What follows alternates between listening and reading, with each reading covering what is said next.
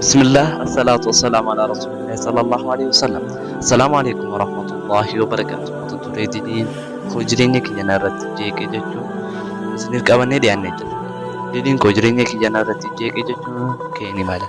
Ani dilii baay'ee hojjedhee gara Rabbiitti to'adhe. Garuu diliin koo irratti walii hojjedhee yaadachuun jireenya kiyya irratti jeeqe. Ciisa kiyyaas na dhibbisee halkan kiyyaas dhiiga malee na bulcha. Boqonnaa kiyyaas narratti dhibbisee kallattii boqotu. Kallattiin itti boqodhu maali jettee yaadu malta. Yaa obboleessa musliimaa siiniin jedha. Miirri kun sitti dhaga'amu toobaa kee dhugaa ta'uu hiriyaa dhugumaa gabuu jechuun kan gabiin immoo matuma isaati. Toobadhaa waan dabre ija Rabbii kajeelutti ilaali. Akka Rabbiin siif araaramu kajeeli. Rahmata Rabbii irraa abdii hin kutatin. Rabbiin ol ta'e akka namni jallattoota malee namni rahmata Rabbii irraa garaamuutu hin jiru. Hadiisa biraa keessatti sakana jira. Ibnu Mas'uud irraa odeeffame radiyallahu anhu jedhe. Diliin irra guddaan Rabbitti qindeessu.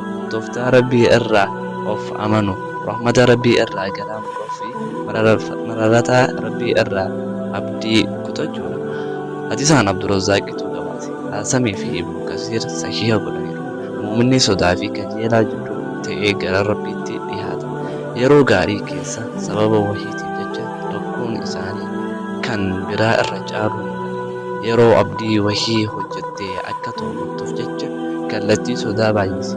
Yeroo toobatte immoo dhiifama Rabbii barbaachisaa ta'e kajeeli.